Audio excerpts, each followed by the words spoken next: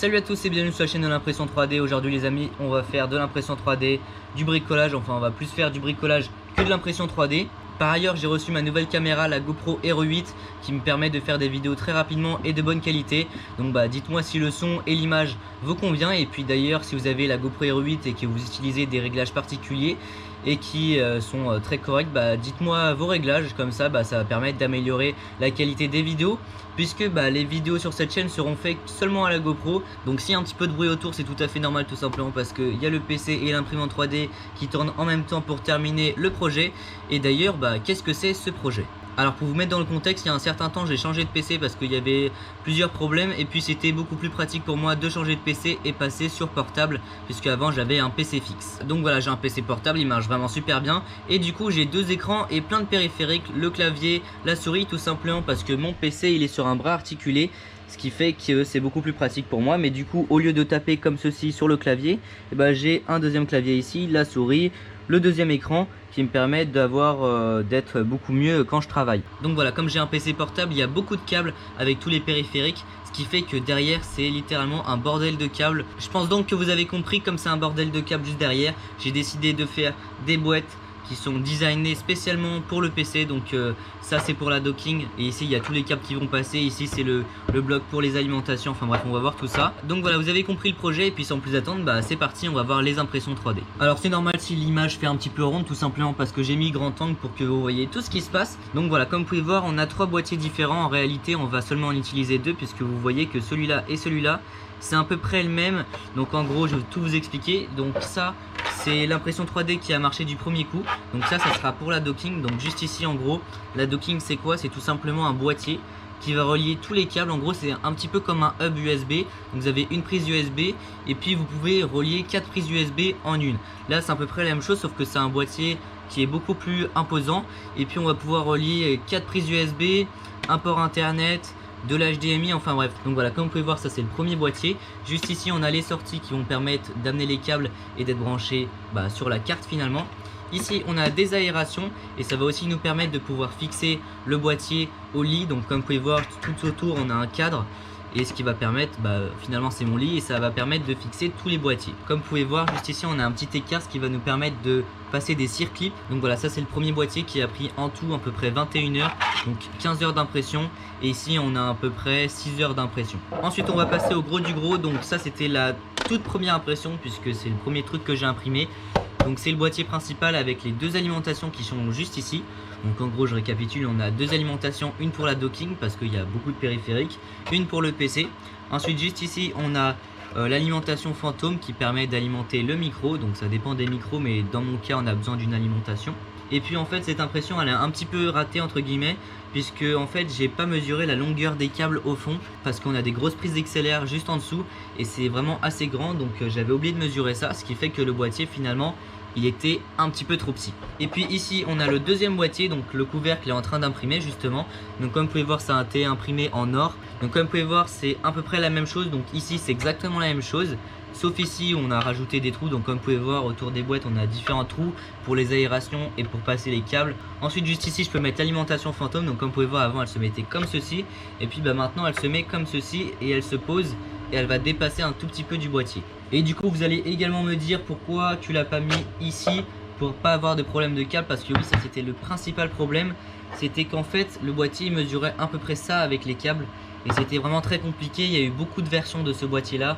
En tout, avec toute la modélisation, ça m'a pris environ je dirais à peu près 6 heures de modélisation en tout. Donc ça fait vraiment beaucoup, il y a eu beaucoup de versions de ça. Donc comme vous pouvez voir juste ici, du coup il restait de la place. Et puis je me suis dit pourquoi pas du coup mettre mon disque 1 Tera externe, puisque de base il devait être fixé justement sur ce boîtier là. Pour économiser de la place, j'ai décidé de tout réaménager pour pouvoir mettre le disque à l'intérieur. Donc voilà, tout devrait bien passer, sauf un petit truc, c'est qu'en fait quand on incline le disque pour le rentrer, juste ici on a des petits clips pour que le disque finalement il soit bloqué une fois qu'il soit mis. Et sauf qu'en fait ces petits clips ils sont un petit peu trop petits, ce qui fait que le disque veut pas s'enclencher dessus. Donc malheureusement il va falloir les couper. Bon c'est pas un problème majeur. Alors on va commencer par le gros du gros. Je vais tout simplement juste couper les petits clips juste en dessous, parce que c'est à peu près le seul petit travaux qu'il y a à faire. Après il y aura juste à prendre le briquet, pour si ça rentre pas bien, bah juste brûler les bords pour que ça puisse mieux s'enclencher. Et puis du coup là il y a juste à couper ça, donc je sais pas si je vais le faire à la Dremel ou avec un autre moyen, mais sur ce on se retrouve sur la terrasse. Donc là le petit problème c'est que le seul moyen de le couper ça va être à la Dremel, parce qu'il n'y a pas moyen de passer une scie à l'intérieur, donc ça va être à la Dremel. Sauf que la Dremel est également assez grosse, donc ça passe vraiment quasiment pas. Donc ce qu'on va faire c'est qu'on va adapter un petit disque sur la Dremel. Donc la Dremel d'ailleurs c'est quoi? C'est tout simplement une petite meuleuse. Donc c'est un petit appareil qui tourne comme ceci, et ce qui va permettre de couper différentes choses ou de limer différentes choses. Enfin bref, ça a plein de fonctions. Dans notre cas on va mettre des petits disques qui ressemblent à ça, donc ça c'est les plus petits qu'il y a. Donc on va mettre ça sur la Dremel et puis je vais essayer de couper le plastique.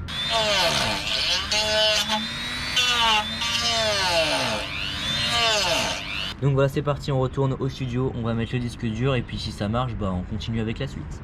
Donc finalement il y avait juste besoin de couper 1 mm de rebord ou 2 mm et puis finalement ça passe. Donc voilà, maintenant que c'est fait, on va passer sous le bureau, je vais tout débrancher et puis on va installer tout ça. Donc voilà, je vous ai poussé le meuble pour que vous voyez mieux. Donc comme vous pouvez voir juste ici, on a ça d'espace pour avoir tous les câbles. Et puis en fait avant on avait plein de câbles juste ici.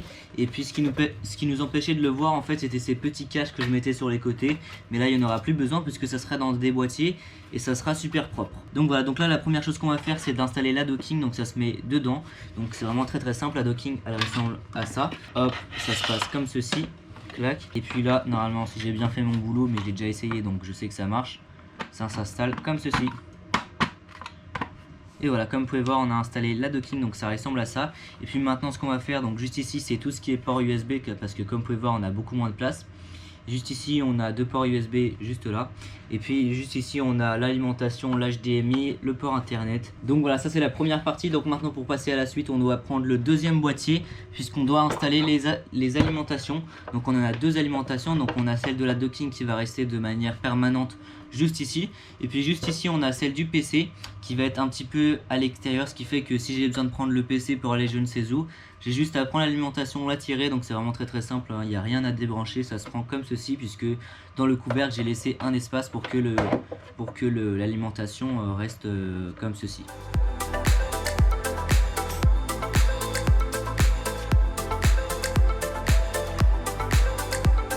Donc voilà, j'ai à peu près terminé l'installation avec ce premier boîtier. Bon, il y a encore quelques petits trucs à faire, mais ça se fera quand je terminerai la fermeture du boîtier. Mais sinon là, c'est à peu près bon. Donc juste derrière, on a un premier trou pour pouvoir avoir la sortie XLR pour le micro. Donc ça va jusqu'au micro. Donc pour l'instant, je l'ai attaché parce que ça fait 3 mètres de câble sinon.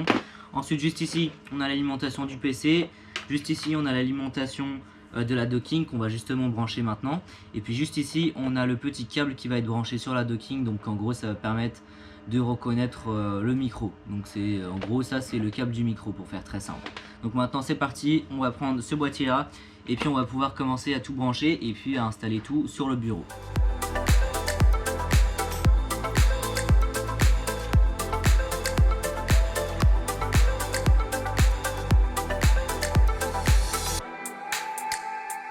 Donc voilà, normalement j'ai rien oublié et puis j'espère, parce que sinon il va falloir que je démonte justement les vis que je viens de mettre.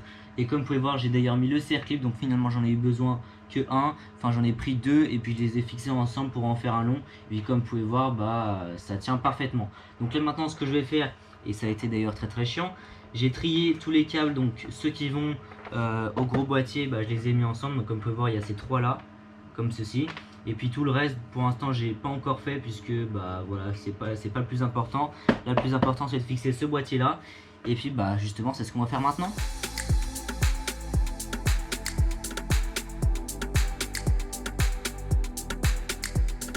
Donc dans l'ensemble ça va être comme ça, mais sinon il y a 2-3 trucs qui vont changer avec quand le capot sera mis.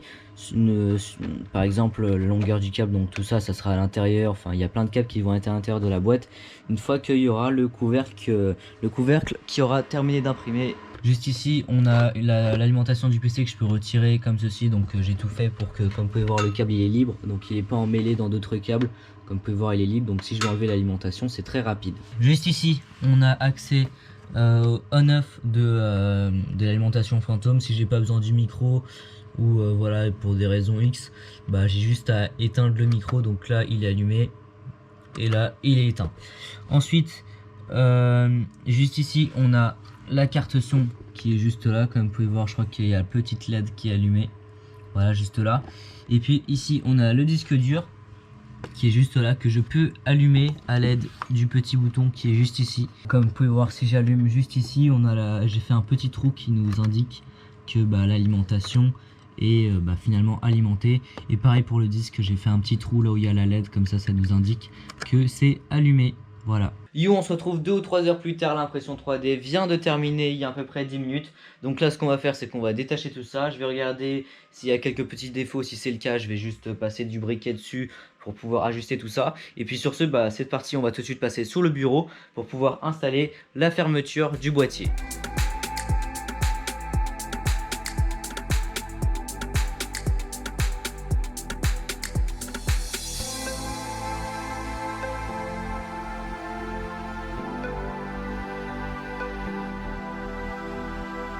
Donc voilà, c'est super. Maintenant on passe sur l'ordi. Je vais juste vous montrer rapidement les fichiers STL, donc fait sur SketchUp. Donc voici les versions finales. Donc bien sûr il y a eu plein de versions, donc plein de fichiers donc. Et là je vous montre seulement les fichiers finales parce que sinon ça n'a pas trop d'intérêt, parce que je vous les montrer tout au long de la vidéo. Donc vous pouvez voir juste ici, on a des aérations un peu tout autour. Voilà à quoi ça ressemble. Bon, ça vous l'avez vu au début de la vidéo. Juste ici on a le trou qui nous indique que tout est allumé. Juste ici, comme vous pouvez voir, c'est ce qu'on a coupé en début de vidéo, donc il aurait fallu le reculer à peu près d'1 ou 2 mm comme ceci. Au niveau de l'imprimante, juste rapidement pour les paramètres, j'ai imprimé avec du PLA à 60 mm par seconde pour ce qui est des boîtiers. Et pour les couvercles, où là je m'en fous un peu de la qualité et tout ça parce qu'il n'y a pas de support et tout, j'ai imprimé à 80 mm par seconde pour gagner le plus de temps possible. Et bien sûr, les boîtiers sont imprimés avec des supports, parce que c'est nécessaire. Donc voilà, j'espère que ce projet vous a plu, que ça vous a donné des idées. Si c'est le cas, n'hésitez pas à mettre un pouce bleu. Si vous avez des questions, c'est dans les commentaires. N'hésite pas à t'abonner si tu souhaites en voir plus. Et puis sur ce, on se retrouve pour une prochaine vidéo. Salut!